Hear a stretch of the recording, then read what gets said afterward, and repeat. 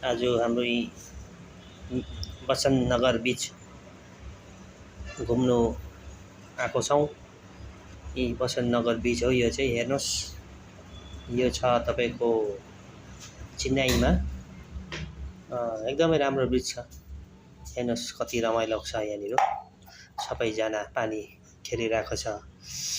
गरम छ अहिले। गरममा चाहिँ अब समुद्रको चिसो हावा, चिसो पानीमा चाहिँ मजा आउँछ खेल्नु, पानी खेल्नु हो। अन्त चेन्नई आउनु भयो भने चाहिँ मेरिना बीच मात्रै होइन, यो बसन्त नगर बीच पनि छ। यो पनि राम्रो छ। यहाँ आउनु सक्नुहुन्छ तपाईहरु। अन्त साइडमा चाहिँ यहाँ पुरा खानेको दोकानहरू छ। चाट, हामी चाहिँ चाट र लस्सी खाँदैछौँ हो। गरम छ अहिले। अन्त रमाइलो छ चेन्नई। आउनुहोस्, राम्रो छ, घुम्न आउनुहोस् सबैजना। धन्यवाद।